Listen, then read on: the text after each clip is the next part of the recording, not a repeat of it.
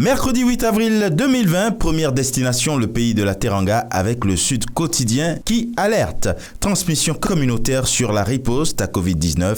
La grande menace. Et de menace, il est encore question avec Réumi Quotidien, mais cette fois-ci concernant le secret médical et la révélation sur l'identité des malades du Covid-19.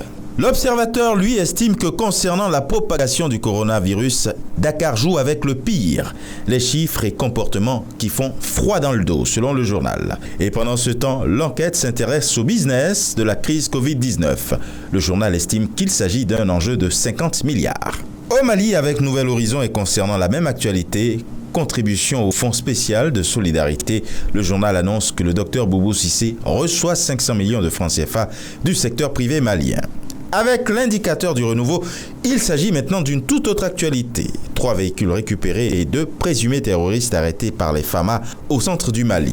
Au Cameroun, l'œil du Sahel, lui, a vu, à Méganga, un bus refoulé avec un cas positif au Covid-19 à bord. Et dans le même temps, le bi-hebdomadaire La Météo salue l'initiative de Paul Biya en ce qui concerne les cours audio-télévisés. Et Cameroun Tribune, lui, s'intéresse aux législatives partielles. La RDPC rafle la mise.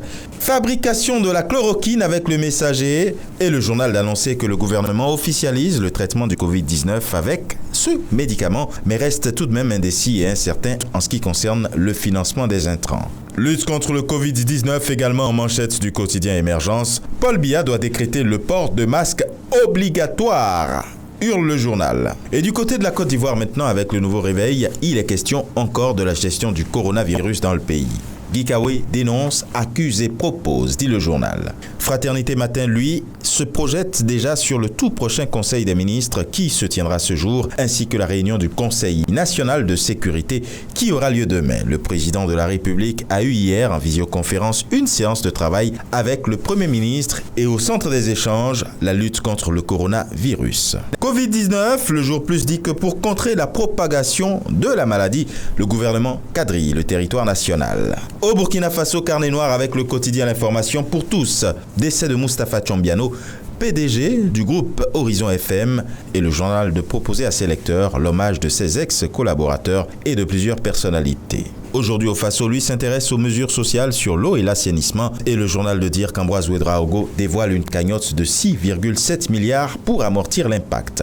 Et direction maintenant le Bénin.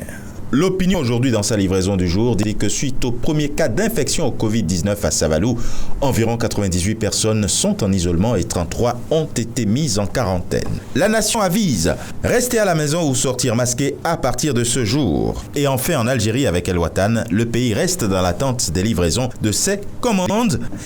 Et ce sera tout pour aujourd'hui. Prudence, vigilance et surtout n'oubliez pas les gestes barrières. À demain.